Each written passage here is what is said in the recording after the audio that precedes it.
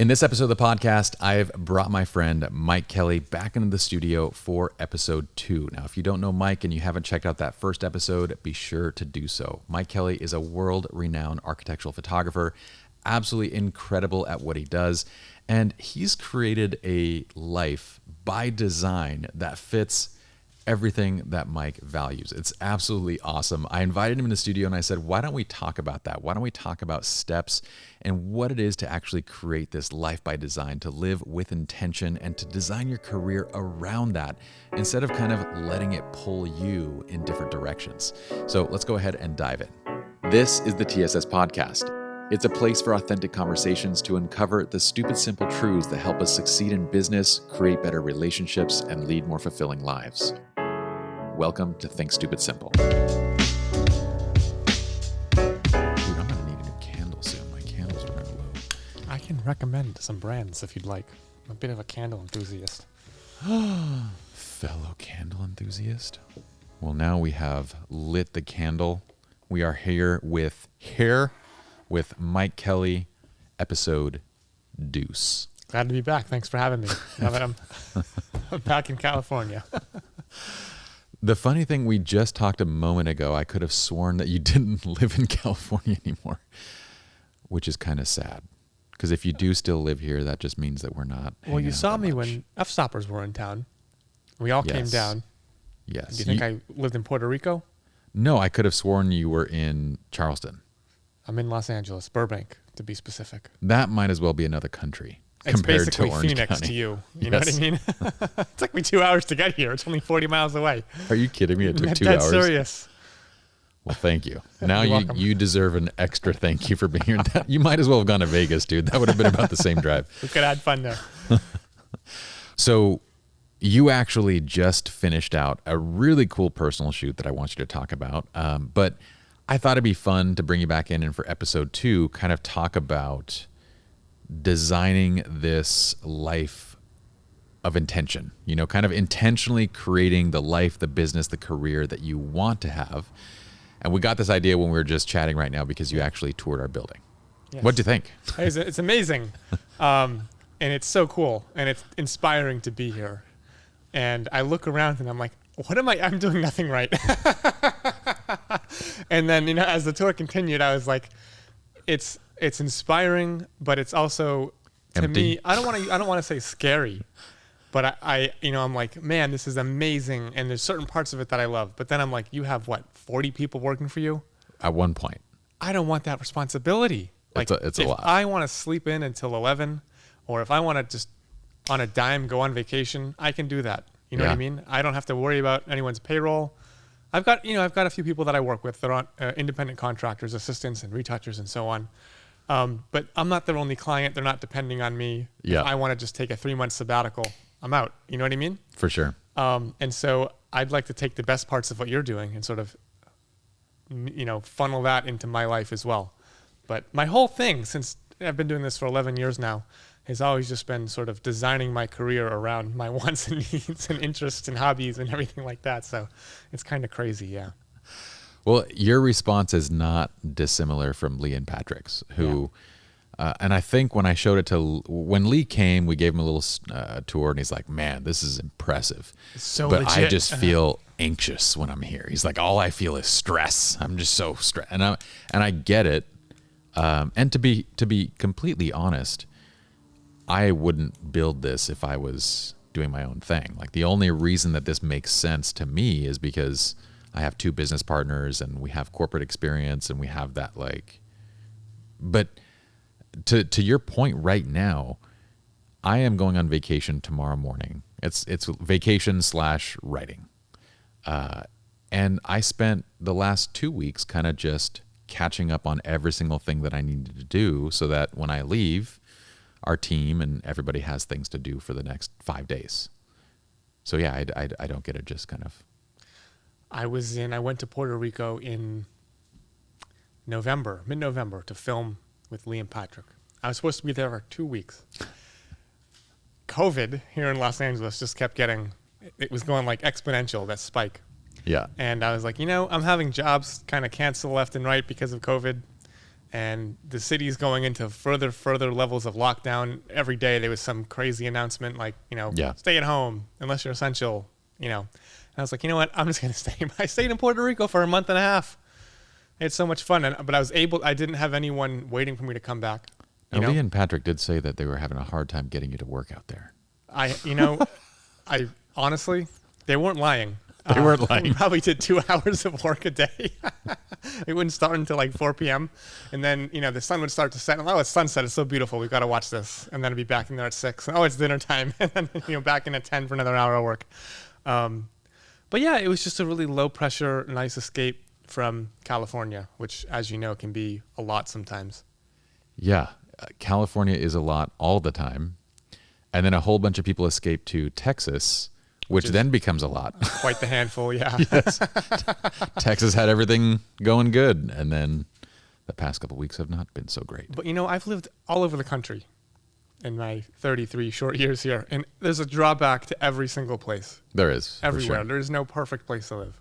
You don't necessarily expect power and water to go out, but yes, there is a drawback to wherever you're at.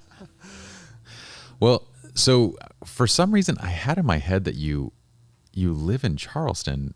Was that ever the case? Did you ever live there? I was kind of bi-coastal for a bit. Okay. For about a year and a half, 2 years, from early 2017 to mid 2019. Yeah. I was kind of flying back and forth. I wanted to be closer, to Lee and Patrick. I was a bit stressed out with Los Angeles. I just needed a bit of a break.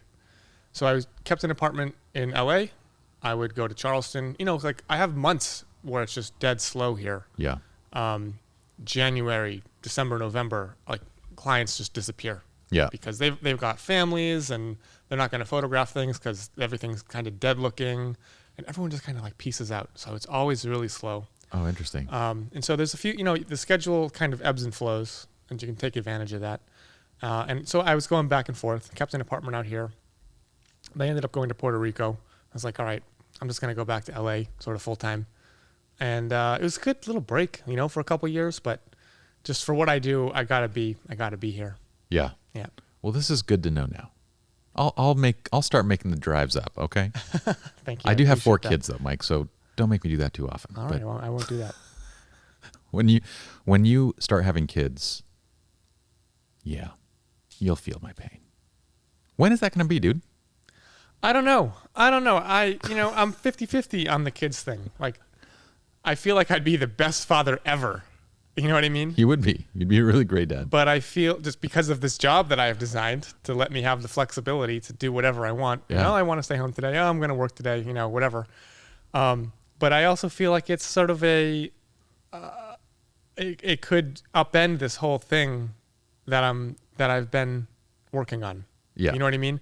So I'm 50-50. There's a few more things that I want to do in my life before I get to that point. I'd like to be a little more settled down housing-wise and find out where I really want to live.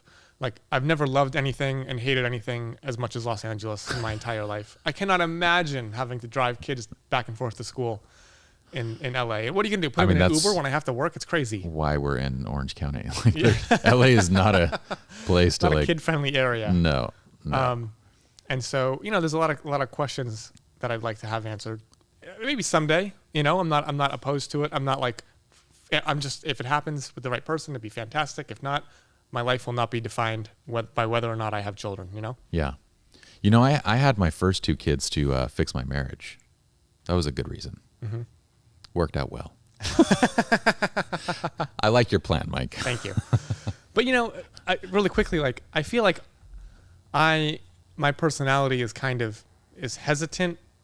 Every single thing I do, I'm hesitant, and then I do it. I'm like, oh, this is awesome. Why did I wait so long? Doesn't matter what it is.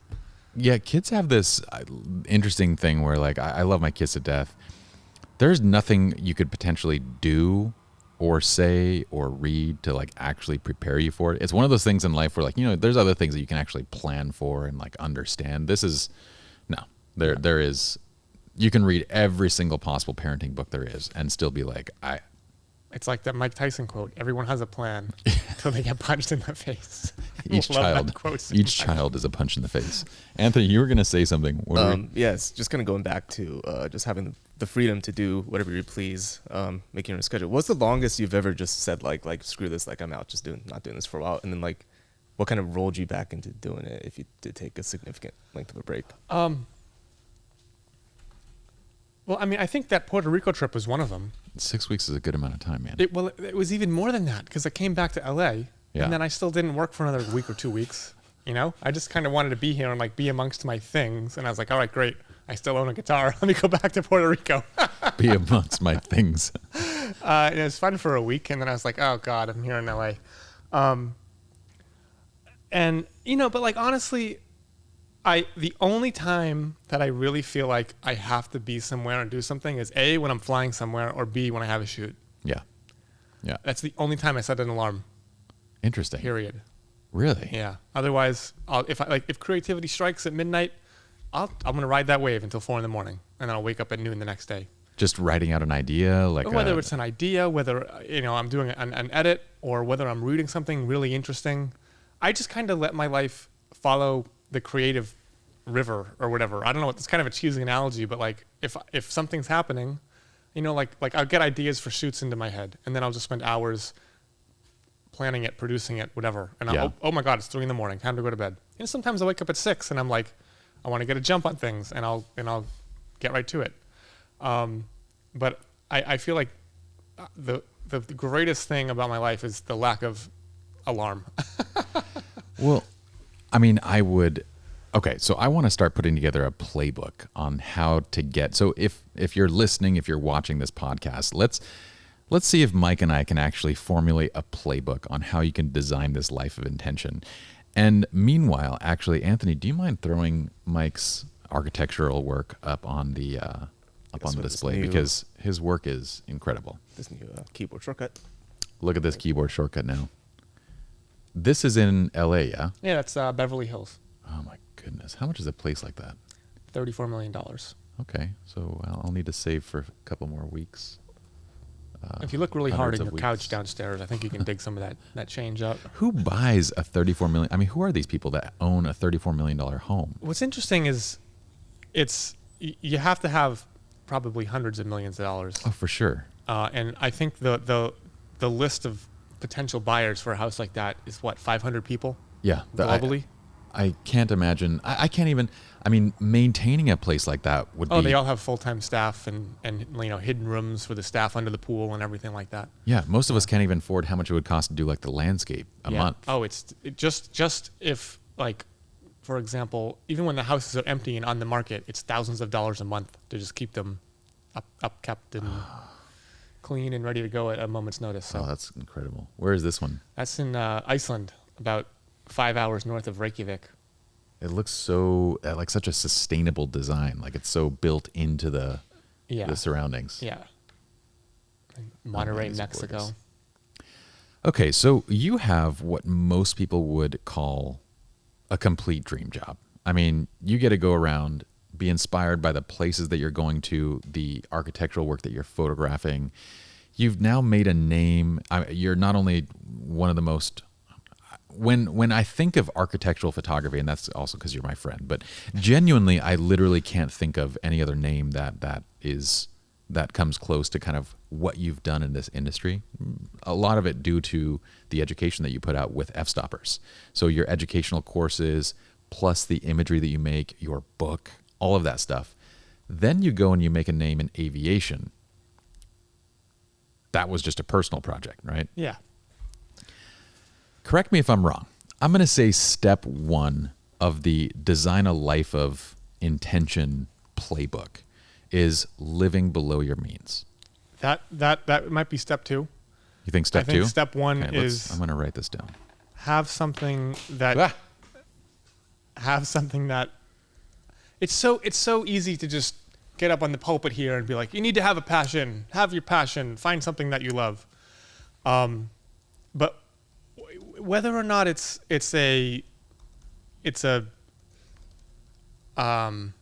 monetizable passion, you need to have something that you love enough to do to pursue, or you have to be motivated enough to pursue for hours endlessly and go and go and go and go. Because I didn't get to where I am by just sitting there and letting all the gigs come to me and, you know, oh, he's funny, hire him. It was like I was hustling like crazy for the first 5 years of my career. I remember sitting in dark, crappy LA apartments and having roommates, and I'd be editing pictures like mad, and I'd go shoot things endlessly for free and just try to build a portfolio. And I made nothing for any of that. Yeah. You know, it was an investment that I made that I got lucky and it paid off. But if I didn't love it, I would have never found the drive. Yeah. You know what I mean? And there's things that I'm doing right now that I frankly don't love, and it's kind of a slog. Yeah. You know? But the term passion, I almost feel like It's so overused. it's overused. It's cliche. It might as well be another F word term It at this could point. just be an interest, like aviation for me. But how do you, like, I'm going to say this. So let's go to number one. That thing, that interest, you want to call it a passion, whatever you want to call it, it has to be aligned with what you value in terms of like the overall process. Like what you're describing is, okay, so, because how does somebody actually go about picking the right thing? I like racing cars. I used to do it quite a bit, and I used to teach it. But if you told me, like, sit down and actually do this as a job, I would hate my life. I don't want to sit in a car for 8 hours a day, like racing around a track and smelling gas fumes and all that kind of Yeah, stuff. well, you don't have to be in the car. You can be, you know, car adjacent, if you will. But that's what I'm saying is how do you even, so for somebody to align this thing with what they value, what are the steps for that? I mean, I feel like I keep a very open mind. I am, you know, sometimes it bites me in the ass, but I'm a huge yes man. Mm-hmm. If someone says, hey, can you do X? I'm one of those people who, if you call and you're like, I need help moving, I'll give you a beer. And 12 hours later, I'm like, I can't believe I'm doing this shit for a beer. You know what I mean? That's me. But sometimes it works out brilliantly. And I'm not saying be a doormat. You know what I mean? But I've said yes to some of the craziest stuff. What are And some examples of that? Like the first house I ever photographed, you know? My Yeah. first client ever. She heard that I was like a hobbyist photographer. Oh my God, you own a camera. Yeah. Can you take pictures of houses? I know I could get out the Dead Sea Scrolls and it would be filled with names of people who would say, no, it's not really my thing. I just want to do real estate. I'm not real estate. I want to do, you know, weddings, or I want to do portraits or fashion or cars or whatever. I had never shot a house in my entire life. I didn't know a mortgage from a windfall. I just didn't. I was 20 something. I had no idea. But I was like, yeah, I'll shoot a house. How hard can it be? She calls me up. She's like, can you come out in 2 weeks and shoot this house? I did not own a tripod, any lights, anything. I just said yes, and I was like, all right, let's try it. Let's give it a shot. And you know, that's how a lot of my career has sort of gone, is me just saying yes to things. Even with Lee and Patrick, they're like, hey, we want to try filming you. Can you reveal, before we even did a video, like a tutorial or anything? They're like, hey, we just want to check out your method. Can we film? Sure, come on. I got a gig in Phoenix. Film me there. You're going to Vegas. Yeah. I'll meet you in Phoenix. Yeah. They came out and filmed it. We hit it off. We had a great time. A year later, let's film a whole tutorial. Yeah. That was it. I didn't overthink it. I was like, yeah, sure, why not? I got nothing going on that weekend. Come on out. And that takes me back to, that's why I feel like number one has to be living below your means. Like you have to have the financial freedom to actually say yes to something. But whether it's number one, number two, either way, you need those first two steps. So before we talk about kind of the financial side of this, there has to be parts of you that are really drawn to, like you are a very technical person. If it wasn't photography for you, I would have imagined you as an engineer or as an architect or as somebody. My dream career would be air traffic controller. Okay. Like, I would love that so much. That seems like It's like a high stakes video game. Look at you, like a terrible job. I'm like, I can sit in a dark room. I work for 2 hours at a time, and I intensely focus on something. That's basically what I do now. Is that But- all they do 2 hours at a time? Yeah, you can only, I think it's an hour and a half. You can do an hour and a half of work. You have to take like a 2-hour break, or it's vice versa, one of those things. Yeah. Do you ever just watch those the air traffic videos? Oh yeah, all the time. Like I have the live ATC app on my phone, and I'll be editing and just put on the LAX air traffic control and kind of listen to them, you know. Yeah.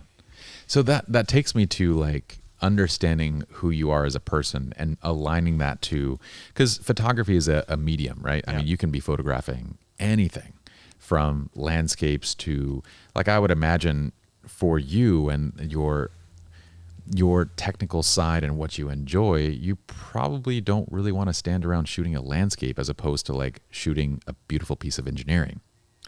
Yeah, but it took me a lot of experimenting to figure that out. Yeah. When I first owned a camera, of course, I went into nature all the time and photographed landscapes. And while I think it's beautiful, it just doesn't really interest me that much. Yes. I'd rather take it in. When go did you kind of skiing. realize that? I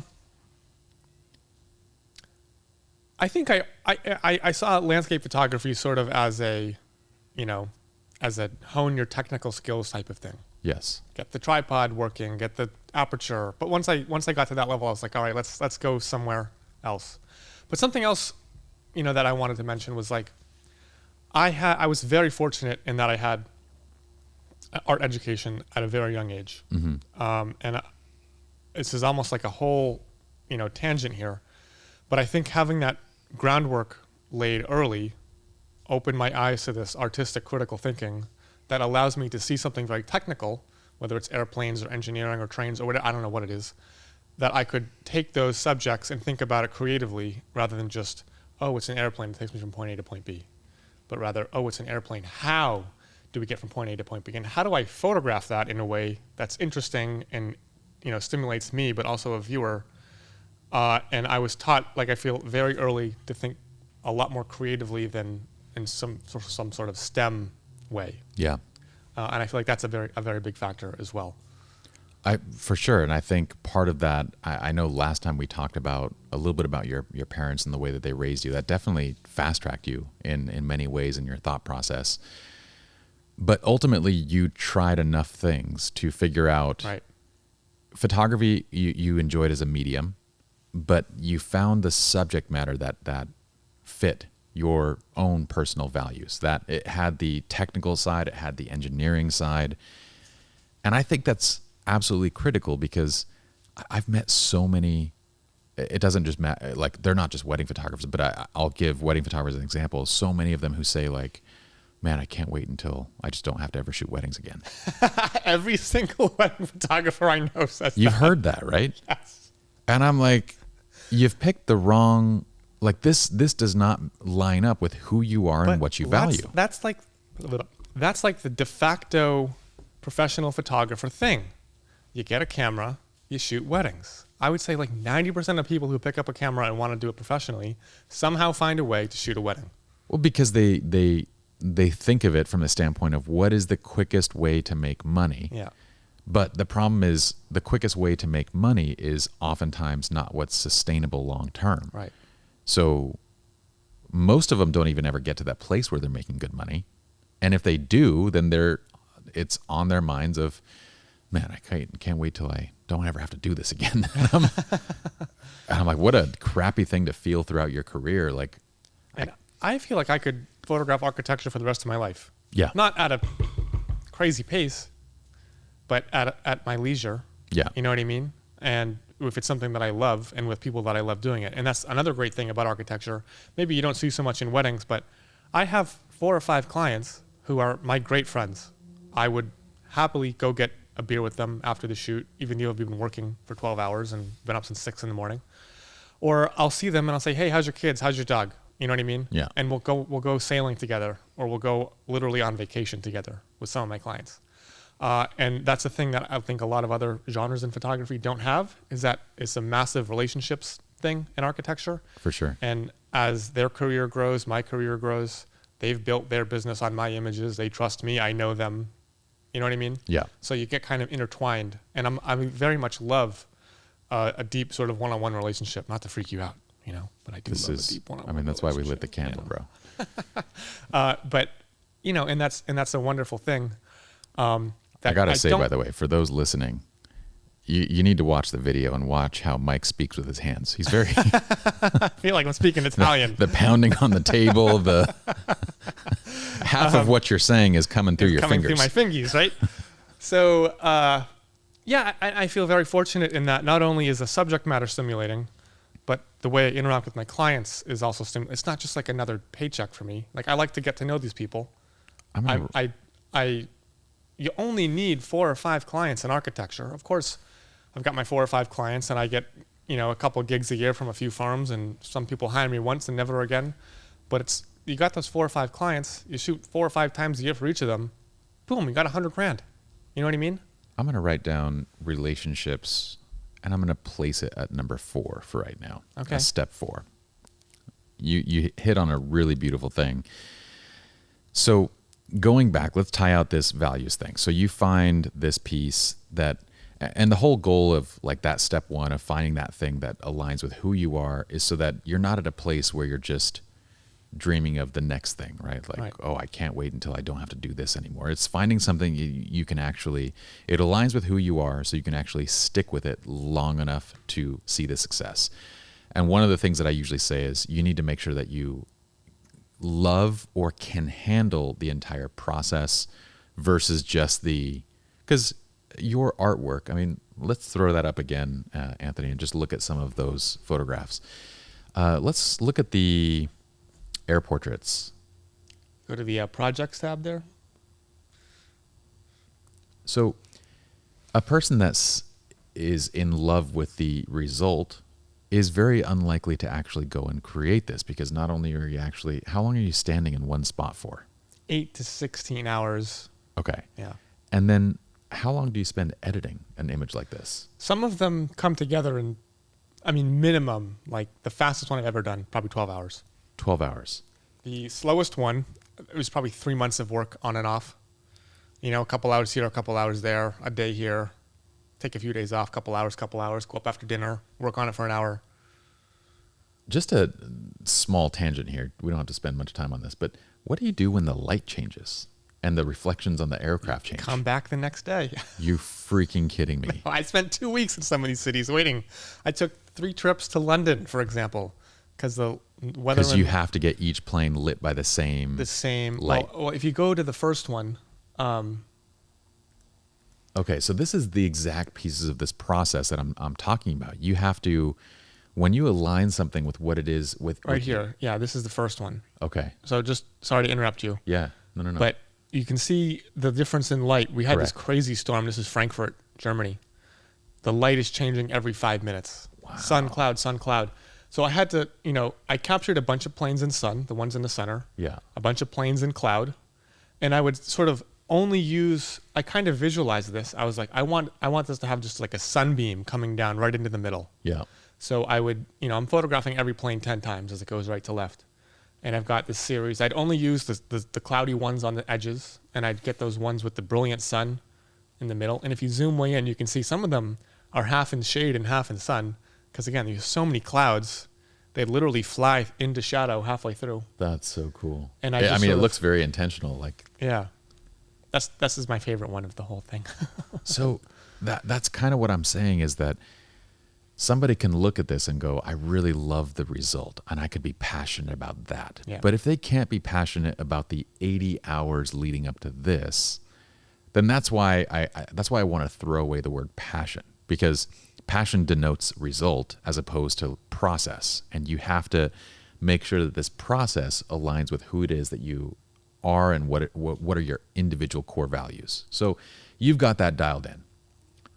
If you're listening to this and you find that you're doing something that just grinds against you, I would argue that you haven't found that thing yet. Like if you're talking about never having to do this thing again, you can't wait until this, but probably the best indicator was what you said earlier. If you're willing to do it for free and just continue doing it, that's probably the best indicator of something that aligns with who you are. Yeah.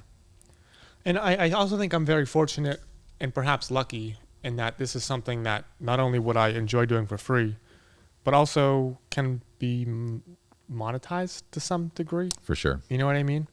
And I don't think I can't stand I was actually ranting about this on Facebook today. It seems like everything in society has got to be monetized today. You buy a car. People are hoping that their cars are going to appreciate now because they bought like a 1980s Datsun and they think it's going to appreciate. Or every guitar they buy has to appreciate. Or every house that they buy, it must appreciate. Or so skills. I'm going to buy the most beige, bland house from maximum resale. I hate this. I hate this. It's okay to do something just for fun or buy something just to enjoy or buy a home just to live in. Absolutely. And we have chased. I might argue with you on the home side. Well, it depends on how much money you got. And it depends on where you buy. You know what I mean? Yep. And what kind of home you're buying. But but money is driving every single decision in so many people's lives. For sure. And it's how can I save $5 a day by not buying Starbucks? God, if you like the Starbucks, buy the Starbucks. But that percolates through to everything. And you have people intentionally buying the most bland house, keeping it as bland as possible, so they can sell it rather than live somewhere amazing that they've kind of made to their own. And maybe they'll take a little hit on resale, but they live somewhere great. Yeah. And they enrich their lives a little bit in the process. I agree with you, and I don't like how it translates into skills. Like people oftentimes think too much. I have to monetize the skills as well. You need a side hustle. Yeah, side hustle. I gotta, I'm gonna get good at photography so I can make money with it. I'm gonna get good at making music so I can produce music. Like there are so many things that are lost when you actually make your hobby your profession. Yes. And I don't think people realize it. Here's something like I love what I do, but I still need hobbies. For sure. You know what I mean? I play guitar. I suck at guitar. I take guitar lessons. I have no illusions that I will ever professionally produce a piece of music in my life. Yeah. But it's just something that I can escape into. Yes, and turn my brain off and just jam. You know, or whether it's golf or kiteboarding or something else like that, playing tennis. I don't think that everything needs to be, and like I said, I feel like I got lucky that this is something that is my career and that can be monetized. But there's a lot of things that I do that also aren't in that vein to keep me sane, because this is like you said, an 80-hour plus, multiple trip, 2-week process. Yeah. Like if you want to get on a plane, fly across the ocean, be jet lagged, get out of bed the next day, sit at an airport, sit for 6 hours, and then the wind changes, and then you got to come back the next day. The weather sucks. Now you got to pay another $1,000 to change your flight because the flight you flew there, you canceled the flight to get home. Yeah, it's just it's endless aggravation. Yeah. Oh my God. Go back to the very first. The agita. Anthony? Can you find his very first air portrait? I think it's like the 6th or 7th one on the right. Because you actually shot the first one just out of the desire to create it. I mean, this one there. Go back one. That first image was a personal project. This was you going out and exercising your creative muscles and going and creating something for yourself, right? Every other image, though, was then client commissioned, was it not? That came... No, so a few of them were commissioned, but this one, the original one, this was a proof of concept. Okay. I wanted to try something for fun. Yeah. I was here the previous day with a friend of mine, and I was kind of like, what if I applied, and he'd still text me, and he's like, I can't believe this picture. Like, he'll see it, and he'd be like, I can't believe that this picture is a thing. I was literally with him the day before, and we were just taking pictures. It was me and his son and my buddy. And I was like, what if I did some compositing like I do in architectural photography? Yeah. And try to capture like every plane over a time period. So I went with a 50 millimeter 1.8. It's like $100 lens and a Canon 6D, like my backup. And I put it on a flimsy little Manfrotto tripod. Again, it was a proof of concept. I did it for like an hour. I was scrolling on the back with a little wheel. I was like, this is awesome. I just stayed there almost until sunset, got sunburned to kingdom come. And I went home and I just was so inspired. It was one of those 4 a.m. moments. Yeah. I just edited all through the night. Well, it's brilliant, but I'm bringing this up because I don't think people understand when you shift something from personal project, from exercising your creativity and your creative muscles to this is now part of the Mike Kelley brand. This is now part of what you do. Yeah. And so as soon as a client commissions that, there are a certain set of expectations. And this can no longer be just an exercise of your creative muscles, because this is now a deliverable product, just like all of your architectural work. Mm-hmm. When you go out and you actually photograph. And that's the difference to me between profession versus hobby is, can you be completely free in your creative expression, or are you playing within the rules? And if in your profession, this is now part of your creative rules, you have to have that thing away from it. It's either going to be the next personal project, which I know that you just did, or it's going to be guitar, or it's going to be something else. But if people don't realize that you have to have hobbies that are not, there's no strings attached, then you end up monetizing things, and then you're just going to look for other hobbies because you're like, oh, I got to have my creative freedom again. It's funny. I did the first puzzle I have done in 20 years a few months ago. I hate puzzles. Oh my goodness. And I was like, this is actually kind of therapeutic. I could see this as a puzzle. Could you not see this exact image as a puzzle? But I sat there doing a puzzle, and I kept going back to it hour after hour after hour. And I was like, it just lets me shut my brain off. Yeah. And it was so good because it seems like everything, there's always some goal, there's always some monetization happening, there's always some pressure. But the puzzle, it is the epitome of nothing. I could see that. I need to get you into jiu-jitsu. Me and Lee need to get you roll on the mats. Oh my God. Pajama wrestling. Pajama wrestling. Were you there when, so side note, we're in Puerto Rico. I'm rolling with Lee in this coastal town. I don't think you were on that trip. And this town has like these red lights that I guess are for the turtles or something. Oh, yeah, yeah. Okay. So we're rolling and you can see us through the living room window. So Patrick like walks up onto the place and he has this video of us, but he's like, it looks like he's in the red light district. And he goes up on the window and there's two guys in like spandex wrestling. It looks like it straight up could have been like Amsterdam or something. Amsterdam, and this is some like freaky deaky sideshow. So, okay. We have this lining up your value to that thing that you're actually doing so you have longevity. I'm going to put number 2 as living below your means, because you've done a really great job with this of saying no to things. But the only way that you can say no or say yes, like you've also said that you say like yes to whatever. I'll try anything once, I'll do whatever. But the freedom to be able to say yes or no comes with not having to worry about your bills. Well, I agree. I agree, and I don't want to say I disagree. I agree to a point. No, say you disagree. When I first got started, I remember, there was never any helicopter money from parents. Yeah. My grandparents paid for my college with a 529 fund, which, don't get me wrong, I'm eternally grateful for. But there was no financier in my photography career. Yeah. No one was ever backing it.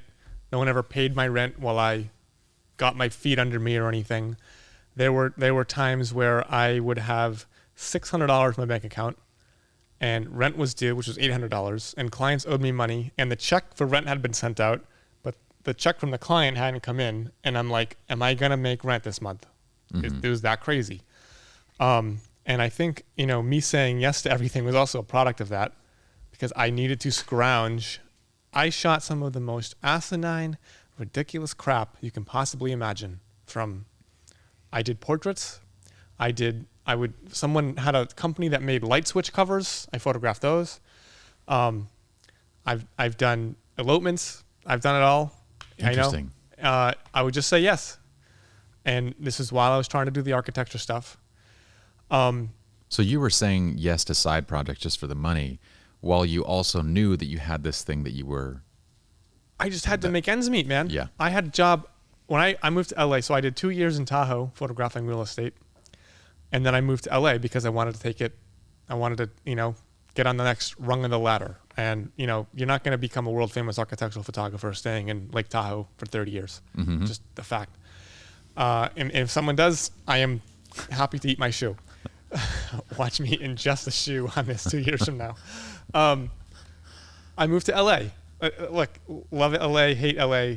Let's be real. It's pretty much the creative capital of almost the world. There's a lot of opportunity. New York, here. LA, Paris, London, Tokyo. For sure. Tons of opportunity here. I didn't know a soul when I moved here. Zero friends, zero connections, nothing. I found a job editing paparazzi photos for $17 an hour for a paparazzi agency. I had to make some money. That's crazy. However... Wait. What does that even look like? Editing photos for a paparazzi agency? Yes. What does that look like? All right, so we had a little office in West Hollywood, and we had a fleet, a flotilla, whatever you want to call it, a cadre of 15 or 20 photographers. I don't know any of those words. Like you literally used 3 words in a row. That did. We had a stable of photographers. Okay, got it. Thank you. And they would 24 hours a day, someone's always shooting. Whether they're at LAX because Dick Van Dyke is getting off a flight, or they're up in the hills trying to get, Ashton Kutcher making out with someone. I don't know. I have no idea. I could not tell you anything about celebrity culture. I was a photo editor. They would bring their cards into me. They would hightail it, out of the canyons or from the airport or wherever. Bring me a CF card. I'd import it. I would edit the set. We were an ethical agency. We weren't exaggerating or making people skinny, making people fat. It was a news agency, but paparazzi. I would do crop, color, contrast, etc. Send them out to, news agencies all over the world, like The Sun, The Mirror, Us Weekly, People, whatever. And then if we had a really hot set, they would call, and who's in the office at 11 p.m. on a Saturday? This guy. Negotiating the licensing deals. You would be negotiating the licensing deals. My boss would be texting me, don't let that set go for less than $2,000 or $8,000 or $40,000 or whatever it was. And so when New Zealand calls because they want so-and-so, getting pulled over for a DUI, and we have the only photos of it, I'd be the one saying it's $40,000 for the set, take it or leave it. Okay. Before we get back to our designing a life with intention, what was the highest dollar value? Which celebrity went for the most? Michael Jackson. Oh. Yeah. What was he doing in the photograph? Oh. Okay. Stuff that makes us question whether we want to listen to his music. No. It was 2009 Michael Jackson, which is when his life tragically ended. Oh, it was 2009. Okay. So, I wasn't even a part of it back then, but those were the pictures that sold for the most money. Got it. Okay. I thought it was earlier stuff because I remember seeing stuff with children, which was... No. So if you had... Stuff would sell for years. Interesting. On the anniversary of something big happening, there would always be sales. So this is big money to go and take these photos and continually license them out. Yeah. And so I was lucky enough that taught me from a very early point, licensing your photos, keeping hold of your intellectual property. You know what I mean? Because the money is there. You just have to be ruthless about it. Yeah. And so many photographers, again, tangent. Oh yeah, $100. Yeah. Like they're paying $20,000 to put it in an ad, and you let them have it for $100. Yeah. Are you nuts? Yeah. Well, in the world of portraiture, licensing isn't really even a thing. It's like it doesn't exist. But in the world of commercial, architectural, editorial, for sure, that needs to be its own like entire course altogether. Mm-hmm. But I'm trying to figure out the order of this, because what you're talking about right now, making ends meet, this is really going into the grind. Like this is the grind of... I had to get a job. Yeah. I got lucky. They said, we need someone who knows Photoshop, Lightroom, Aperture. Remember Aperture, the Apple program from back in the day? This guy, I know it. I don't know anyone, but... So this was in West Hollywood.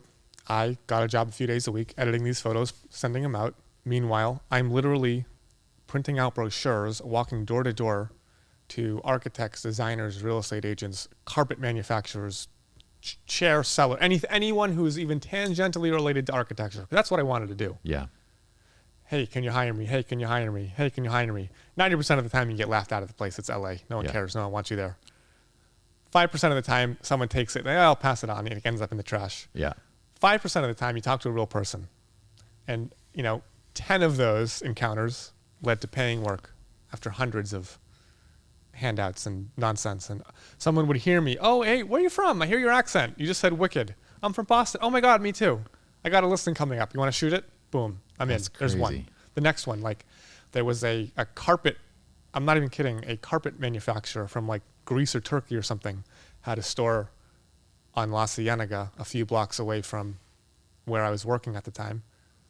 I just chatted with the girl for like 3 hours. She quits her job 2 years later, becomes an interior designer. Who does she hire? The kid who walked into her office years ago.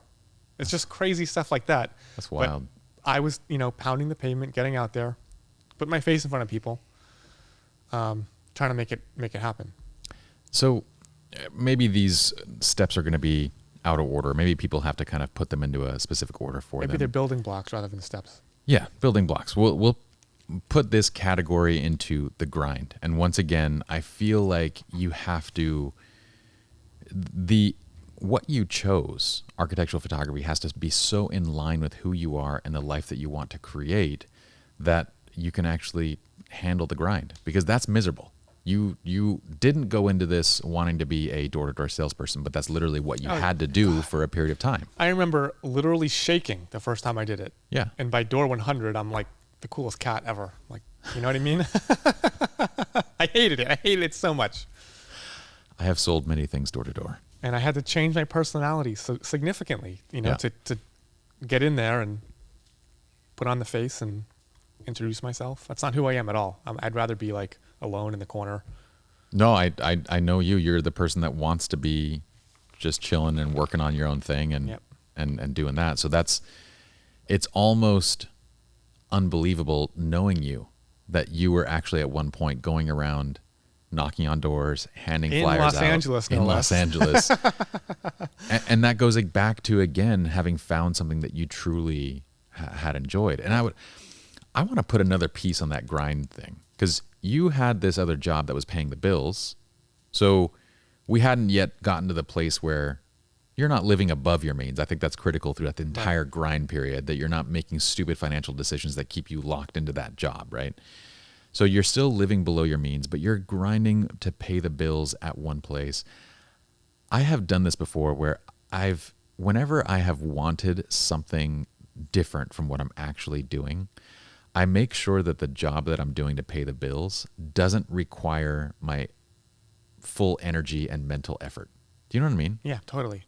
Because in accounting, I remember trying to be a musician and working for Ernst & Young at the same time, and that was impossible. Because at the end of the day, the best part of my mind, the best part of my time, the best part of my energy went into that job. And when I got home, I had nothing left. Mm-hmm.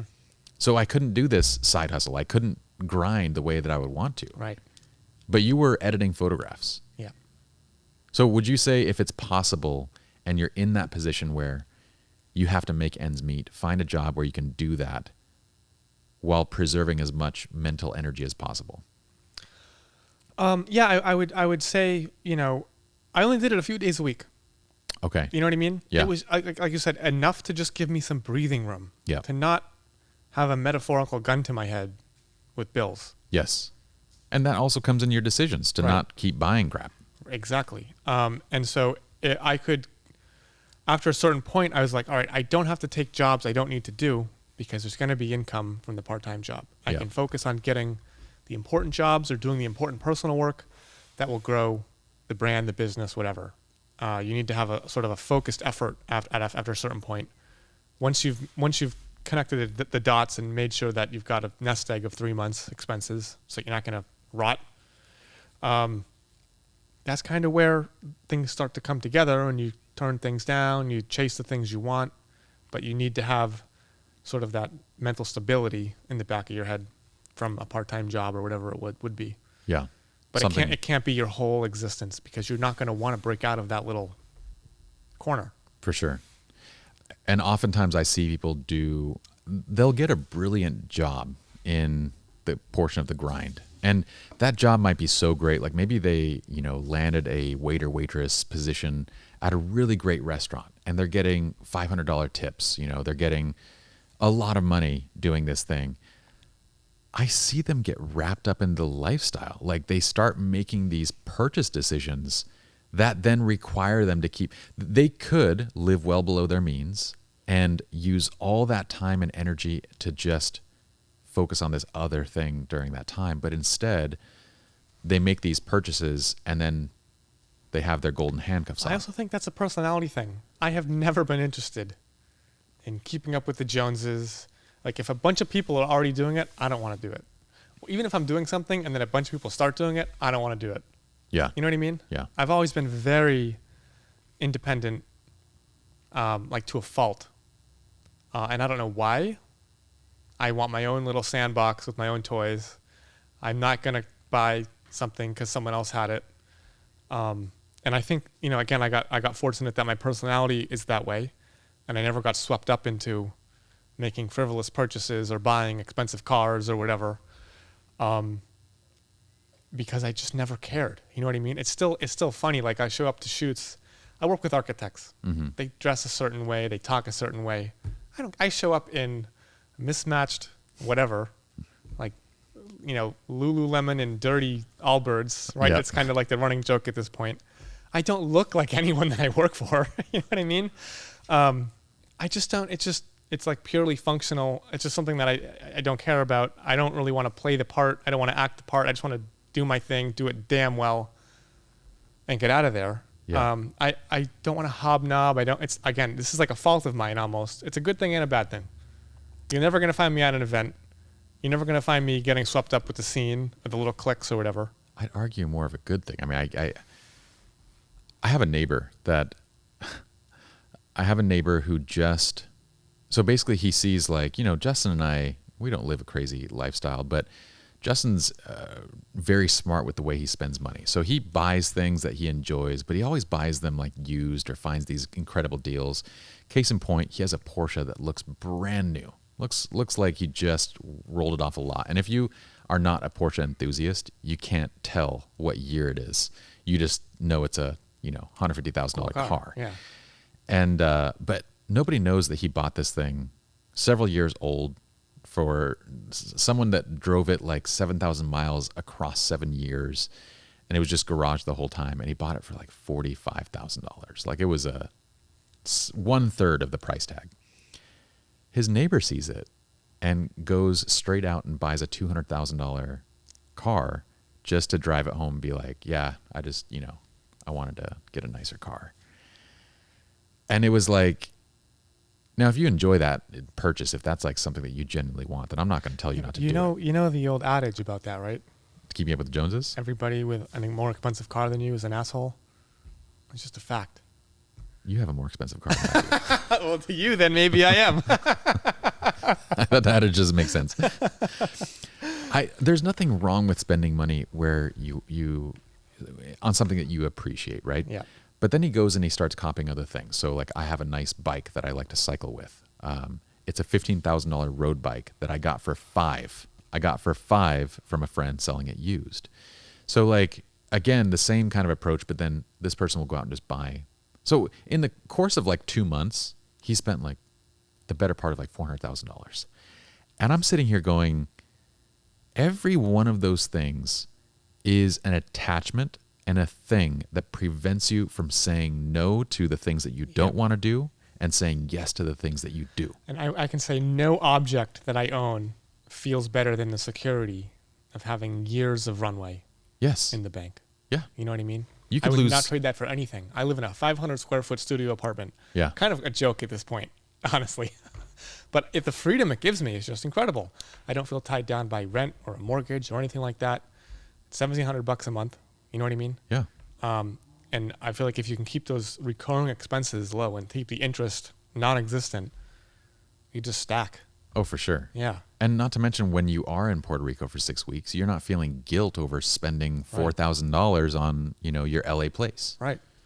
So that's a huge piece of that. That goes in this grind process. It's like some people will be fortunate enough to have maybe some of their parents' assistance where they don't have to go and work.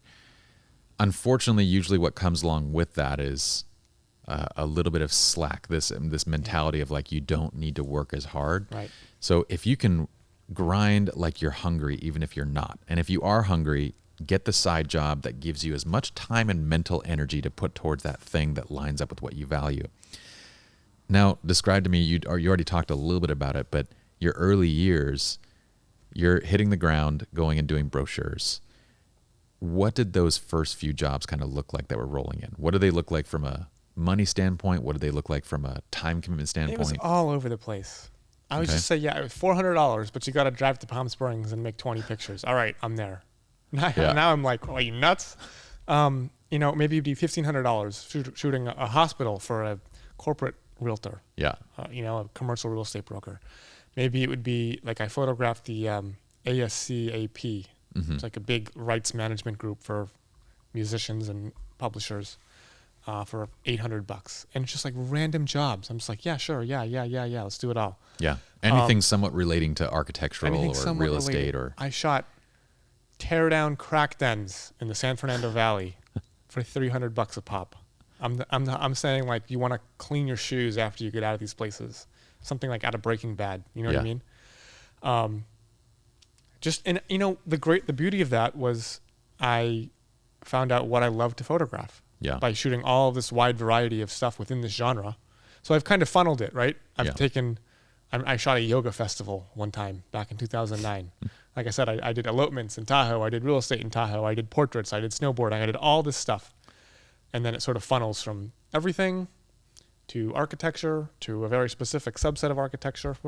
And over the years, it's kind of refined down into this very thin pipeline, but I'm exactly where I want to be. Yeah. That's so interesting. But I love how at the beginning you're taking on everything, because there's a lot of people that not only everything, but you're really focused on the things that are relating somewhat to what. So I'm sure you probably did the engagement, the elopement, those kind of things, realized pretty quickly that wasn't for you. Like what was the thought when you're doing those? I'm just not, I don't want to say I'm not a people person. I'm just not, I've never been interested in weddings. Yeah. Maybe. Yeah. It's just not something that's going to, again, define my life. For some people, maybe they want to run out and get married and they can't wait. It's just not something I'm really interested in. I'm not really interested in portraits. I feel like everything, maybe this will be snobby, I feel like everything that will ever be said about wedding photography has been said. And it's so infinitesimally difficult to do something new with it. It's true. I mean, there is a lot of, it has always evolved, but the number of players and the number of creations and everything like that, for sure. It's a very competitive, if you want to do something new, that's and I can difficult. never put my stamp on it. Yeah. Putting your stamp on it is difficult. That bird has left the cage.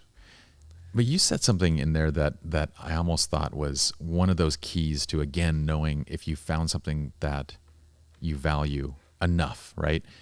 You said, I don't want to say I'm not a people person, but that's a great indicator of if you have found that thing that you are aligned with, you become everything. Right. You became a door-to-door freaking salesperson to do architectural photography. And it's so like, I'm not a people person, but that's not true. Like I could sit here with you. We could go for 10 hours. We're going to have to be cut off. I'm telling you, you know what I mean? Like one-to-one, I won't shut up. That's what I'm saying is wedding photography doesn't give you the interest to be a people person. Yeah. But this thing that you have does. Like you create relationships with everybody in this space. And I have these long-term relationships with clients that go for years and years and years. Yes. And I love them and they love me and we treat each other great. They come to LA, I treat them. I go to their city, they take me out for dinner. Yeah. You know? So, and I get to work with them in a mutually respectful environment where I have ideas and they have ideas and we sort of come together and weave our ideas together to create something really amazing rather than just, tuck your elbow in and do this with your hair and face the light and click. But I love hearing your impression of what a wedding photographer does. Collaborating. Yeah. Walk a little faster. You might be slightly behind the times, but it's okay. No, but it's really collaborative. And I'm working with people to solve these puzzles every day, as you said a few minutes ago. And it's very rewarding. And I also love that every single shoot I do is different. No house is ever the same. And no wedding is really necessarily ever the same ever. But the flow, you might shoot the same venue. I know photographers who have I've shot the same freaking venue 10 times. I swear to God, I'm done. Yeah. But the flow is the same, You have everyone gets together, you do some formal pictures, you do, the reveal, you do the ceremony. It's like, all right, it's almost like formulaic. Yeah. Whereas every single photo, no two photos I've ever taken are exactly the same because every house is different. The light's always different. Subject's different. Colors different. Clients different. People want different things. So it's a mentally stimulating puzzle as well. Yeah. Again, you pick the right arena One of those things too that in this grind process, so I think people oftentimes get lost in the "that's not worth my time" mentality. I can't tell you how many times I've heard this from. There was one upcoming wedding photographer, and I told her, "Look, we've created a successful business." She kind of became a friend. And I said, "Look, we've created something successful. I'm happy to help mentor you if you'd like. No charge, no nothing, just a friend." She said to me, "Well, what I'm really trying to do is something completely different than what you do." And immediately I was like, "I don't want to mentor you anyway." Like That's funny because like I feel like if you offered me that, I would take you up on it. And you do something completely different, but I'm sure, and maybe hopefully you think vice versa, you could poke a hole in my business and vice versa. And I could be like, "Why are you doing this?" Yeah. And you could be like, "Why are you doing that?" You know, and that attitude is immediately, it just sinks the ship right off the bat. Most, I think, intelligent people would do that same thing. And that statement actually ended our relationship as well. I was just like, "You're not the person that I thought you were." From that one statement, I kind of got a clue, like our values are completely different. Mm-hmm. But one of the things that was the main issue was I was suggesting that she would take on $500 jobs, $1,000 jobs. I go, "Look, you're just developing a name. I understand that one person paid $2,000 for your service, but you're just coming up. So make your price $2,000, fine, but take what you can get and start cutting your teeth and start developing a name." Yeah. And she was, I think, offended by that statement. And when I offered to mentor, she said, "I'm trying to do something completely different than you." She failed. I didn't want her, like, I mean, after she said that line, I was like, "Now you can fail." Enjoy your failure. I never want anyone So to Larry fail. David, enjoy it. Enjoy your fail. I don't want anyone to fail, but she was left the industry so quickly. I think it was within a year. She just couldn't make money because she was holding herself out for these jobs that were, she got one job that paid that much money. Yeah. You're new to this. You had a windfall. Treat it like that. And she was unwilling to grind to get the rest. So I love the fact that you kind of touch on that, because maybe some people are lucky enough to just fall into high-paying job after high-paying job. But for most people, you spend your career doing exactly what you did, taking everything and funneling it down into those high-paying. And it's funny, I don't think that architecture is the only subject that I would love to photograph. Yeah. I think I could clearly, apply the same approach and get just as much enjoyment out of, the right type of product photography, for example. Yeah. Like a very artistic, well, beautifully lit. What's guitar? That? Perhaps. Shall we talk about this? Are you allowed to show these photos yet? Yeah, by all means. Okay. Where can we see them? On my phone. I'll send them to you so you can put them up there. Okay. They're gorgeous images. I remember that was that in Joshua Tree? Say again? Where was that? Joshua Tree or Arizona? Lone Pine. Lone Pine. The Alabama Hills. So tell me about this shoot. You took these guitars out there. Walk me through this process. So, the story, I'll keep it quick, but COVID happens. Every job I had just that's gone. Travel, half of my work is travel related, gone. I used to play guitar. I actually minored in jazz bass. Had an acoustic guitar kicking around. I hadn't touched it in 7 or 8 years. I did not know this. Time to get the guitar out because I've always wanted to be really good at it. Yeah. So I pick it up. I start playing. It consumes me. And, I'm like, all right. I think it's a great new subject. I'm not doing anything else. I'm just kind of fast forwarding here. Let's see if I can, I start acquiring guitars left and right. The guitars are a great subject, you're thinking. Yeah, I think and I think it's something that has been photographed to death in the same way for decades. For sure. No one's really done anything different, high concept with it. So I'm like, oh, great. I can sort of inject myself into this in a new way. And I can apply, again, concepts that I used in my aviation work, in my architecture work, to photograph this new subject, which people around the world are passionate about and is really big business. So I take some cool guitars out to Lone Pine. It's about 3-4 hours north. My girlfriend comes with me. Amazing, huge helping hand. And we lug this 60-inch mirror into the desert. Thing weighs 100 pounds. You know, we lug C-stands and guitars and everything out there. And I almost did like landscape photography meets art photography, but there's guitars in it as well. Yeah, I mean, I hope you're watching this. If you're listening to this right now, this is one of those episodes that I hope you actually watch, because Anthony will get these images up onto the screen. I think this is going to be one of the next big things that, again, redefines and kind of shapes your career. Those images are incredible. Yeah, here's the first. Yeah, these images are freaking gorgeous. If you go, left, I And think. you got, wait, what is this one? Where they're in a cockpit? I'll explain all of this to you in a second. Yeah, these are amazing. The landscape ones, I mean, the conceptualization to the implementation is incredible. Thank you. So yeah, they're it's I'm just taking a subject and putting a little my own twist on it. Yeah. I'm light painting with drones.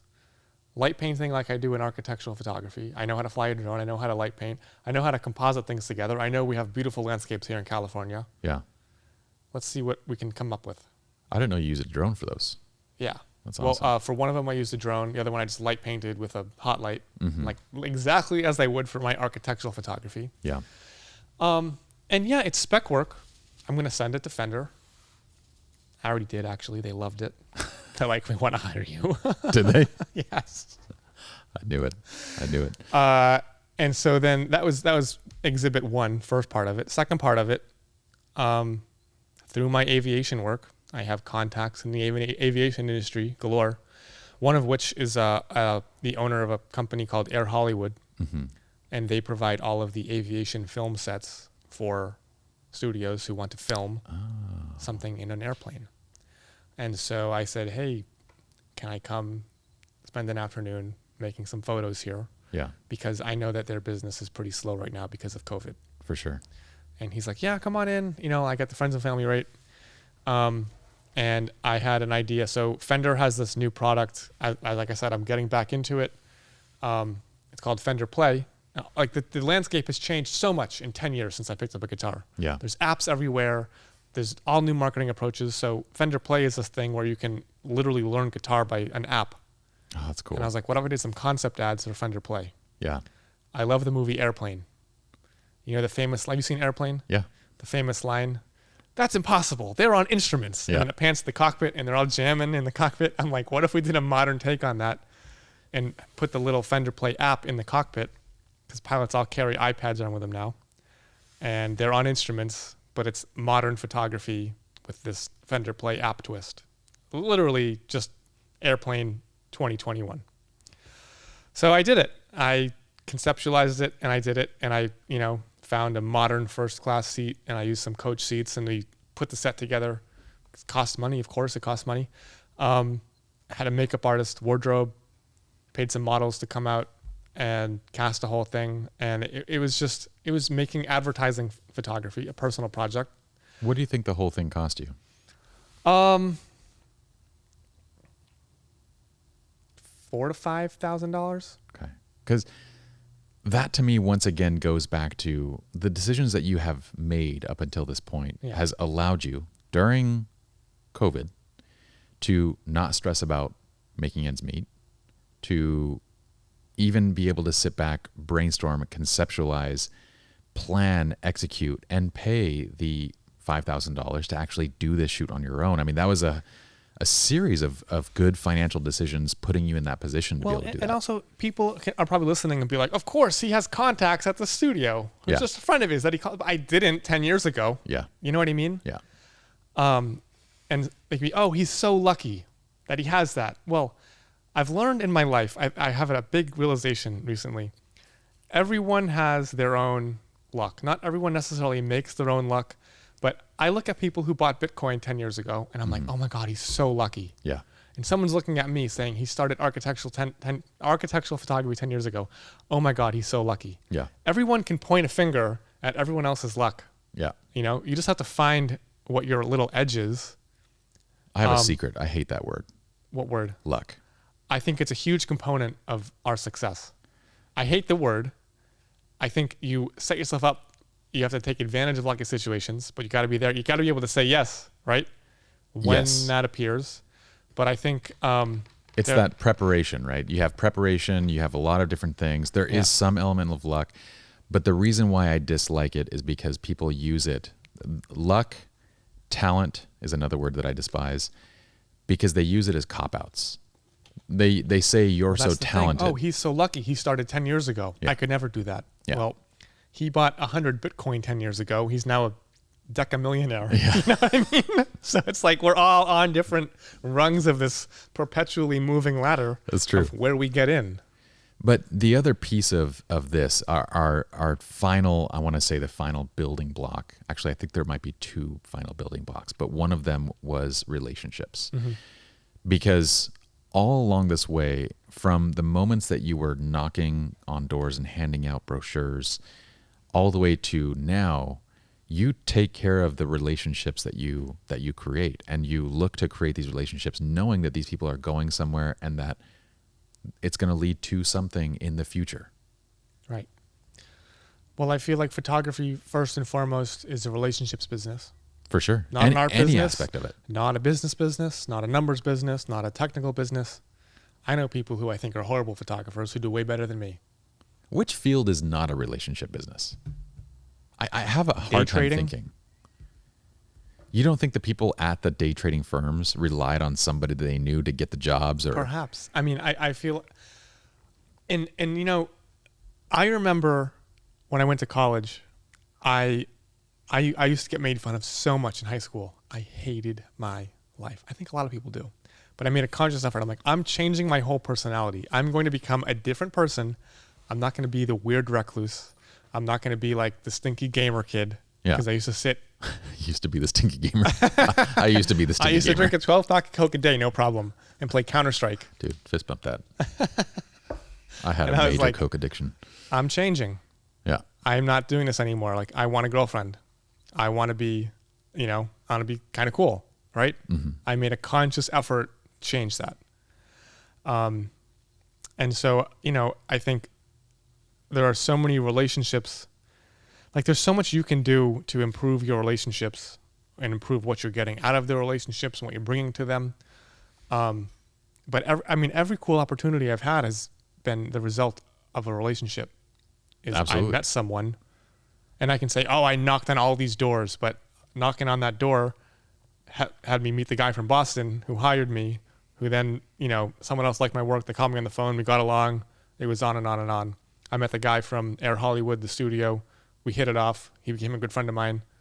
Now I get to use his studio whenever I want a personal project, and NBC isn't filming SNL there or something. Mm-hmm. You know what I mean? Or like you're a relationship. You know what I mean? I mean, this is why I've written a book. My first book is on relationships, because they are pervasive throughout every aspect of our lives. It is, in my opinion, the most critical knowledge is understanding relationships. Mm-hmm. And it's probably the thing that's focused on the least. One of the great quotes ever, I think, is not where, but who you're with. Yeah. That really matters. Yeah. And that's a relationships quote. For sure. You know what I mean? And I could be shooting the worst house ever, but if I'm there with a client and my assistant and we're having a good time, it's going to go by like this. For sure. You know what I mean? For sure. So you build a network of these relationships that now, that's essentially how you get your business now, right? Yeah. So your marketing is the work that you create, but it's really the time that you've invested into the people. Mm-hmm. And I feel like just being a nice person in general is, being able to take a deep breath and let, have a bit of a Zen moment when things get stressful. Yeah. That goes a long way to, rather than being a diva and storming off set, just figure out a way to kind of realign. I don't want to get too new agey on you. No, you can't get too new agey on me. Bottle it on set. Don't be a diva. Now you stepped over the line. Be easy to bottle work it. with. What do we bottle, Mike? The anger pie. What is this, a scent from the beach?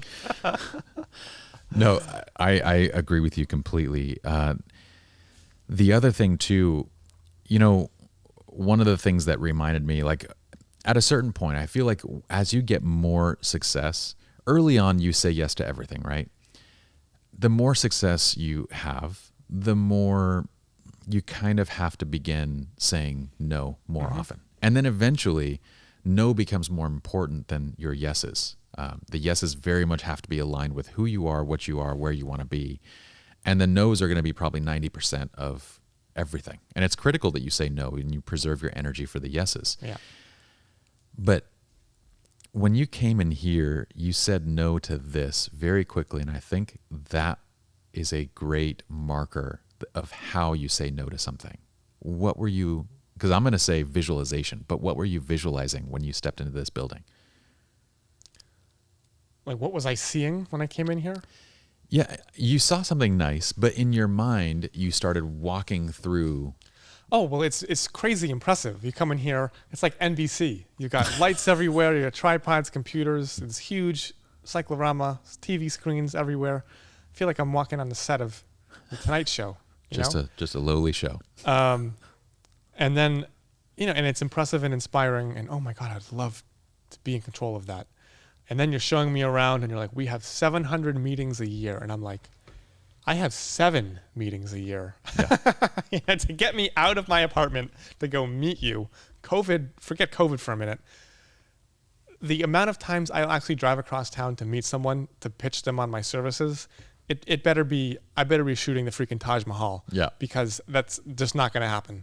Yeah. You know what I mean? And I'm like, I don't want that. I don't want to have to get out and get dressed to go meet people. Yeah. To pitch myself. I want my website to do the talking. I want, you know what I mean? So I'm like, oh man, but I have this great, amazing, low overhead, low stress lifestyle.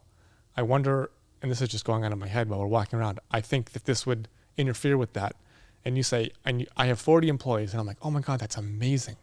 But then I'm like, 40 employees? What if I have to fire someone? That's my worst nightmare. I don't want to deal with that. Or what if the business fails and these are people who are depending on me to make their ends meet. I don't want to have that responsibility. I want to be responsible for myself. That's the critical piece though, is I would refer to that process. I mean, everybody would refer to that process, but that is visualization. And you are visualizing, you're not getting caught up on the thing, but you're instead thinking about the different pieces of what that thing entails. And then you're going back to, does this align with, my values and where I want to be? And I think it's critical in that process of visualization, especially going back to, maybe this wraps us back into number one, like the value, is thinking of whatever thing you want to be doing, imagining 5 years down the road what that's going to be like, the lifestyle you want to create, and then working backwards. Instead of walking into a place, because I do see a lot of people that walk into a place where they see something, they make the decision because they want to have that thing, and then what comes along with it they didn't think about or set the right expectations, and then they've chosen something that doesn't fit. And by the time we sat down, I had made the decision. Remember I was asking you what the dimensions of the studio are? Yeah. I want the studio, but I don't want the people that come with it. Just the space. And I'm like, is it 40 by 50? It looks about 40 by 50. And you're like, you got it, yeah. Yeah, you nailed it in one go, which is quite impressive, actually. But that to me is critical. So you said yes to the Fender idea, to going out and being in the desert, which that's a lot of work. Yeah. And all the different pieces that came with that. Because I would imagine you're also thinking, hey, if Fender did hire me and this led to more work, that would fall in line with who I am and what I want to do. And even if it's not Fender that hires me, it could be Maybelline, for God's sake. I have no idea. But they see that I had the idea to put this product in a new environment, and they can say, hey, we saw what you did with those guitars. Yeah.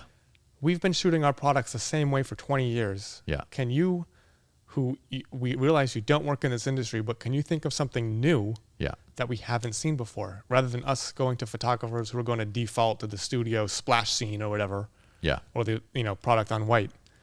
How about we do something new? Yeah. And I think that's a huge part of my career is how can I put a new spin on this that someone hasn't done before, whether it's the aviation stuff or the architecture stuff or the guitar stuff or whatever it is thinking about something new that some people haven't done. That's like wedding photography. I feel like it's all been done, and maybe someone will shock us. I don't know. I just don't know. Like, I don't know enough about the industry. Yeah. But what I see is a lot of follow the leader in that For industry. For sure. I think there are people that innovate, but yes, I agree that it's in other spaces, the spaces that you are at, the spaces where there's fewer people, it's easier to step outside the box and to create. There's also less expectations. Like, I think wedding couples have an expectation that their pictures will look like X. I think that's the big thing. And that's what they want. And they don't want to risk their wedding day on some crazy. But then I ask, why don't you take some couple and pay them $1,000 for the weekend and have them do whatever ridiculous crap you want them to, and create your own portfolio of fresh new images? And there are people that do that. Yeah. Like, but then what quickly happens is, because again, there's so many wedding photographers, Everyone else does those ideas become tropes very quickly. Like, but then you got to be like me. And I've had people say, how did you do this airplane stuff? Mm-hmm. I took 3 months plus tens of thousands of dollars and then endless time in post-production. Yeah. And I've seen people try to do it and they fail because they realize as soon as they start, like, oh, I really have to sit here for 8 hours. Yeah. And then, oh, I really have to pen tool every single plane. And then that's 24 hours of pen tool. And your eyes start to bleed. And then you have to put them all in the right spot. And then you've got to tie it all together because the light changes throughout the day. So every plane has a new curved adjustment layer on it. Then you got to do the sky, the color grading. And then you come back a week later and it looks weird, but you can't put your finger on it. So you come back a month later and you figure it out. Oh, everything's in the wrong place. I got to redo this and start from scratch. And then 3 months later, we got the final product that looks good. So people don't have not all, but some people, many people don't have they just want it done, like you said. The process. They want the product. That they look at the result versus, and that's the key piece to me. The key piece of knowing whether that thing aligns with who you are. Whatever it is that you might be taking on in any business is the process of visualization. It's actually visualizing not the result, but the actual process of getting there and saying, does this take me where I want to go? And it's what you did right when you came. I watched you do it. You came into this building. You, for a moment, said, oh, that's cool. Yeah. And then you started asking me questions and you were visualizing what I was telling you. Not so cool after all, Pi. Yes. And then you were like, okay, that doesn't align with who I am. Yeah. And I can say no to certain things knowing that those don't align. So I think we have a great playbook. I might even save this episode for future research on a stupid, simple book concept. But dude, I can't wait to see what happens from this new series, because we're catching it right at the point where you just barely did it. Yep. And this could be a whole new separate kind of break off for your career. And it's things that I would love to do. Yeah. I would love to get paid to drive out into the desert and camp there and take photographs of whatever, candles or some crazy random object in news. You know what I mean? Yeah. It'd be fun. Yeah. What better than a life that is fun, you know? Well, thanks for making the drive down to the studio. We are going to go get dinner now. So Let's do it. We said 90 minutes. It's been 90 minutes. Perfect. You guys can check out Mike's work. His work's absolutely amazing. Mike Kelley. What is your Instagram handle? It's at MP Kelley, MPKELLEY _. Awesome. And we're going to link everything up. Mike's book is absolutely incredible. It's on my bookshelf. You also have amazing education that's available through F-Stoppers. So all of your architectural photography and everything that you do, you teach. We're going to link up all of it. So I would recommend, if you're listening, hop onto YouTube or anywhere where there's show notes, because we will have all those links to Mike's work, and we will wait and see what happens with the latest conceptual product shoot. Maybe have you on for a part 3 in a little bit and give us an update. Thank you, Pi. Appreciate you having me on. All right, brother. Let's go get dinner. Great.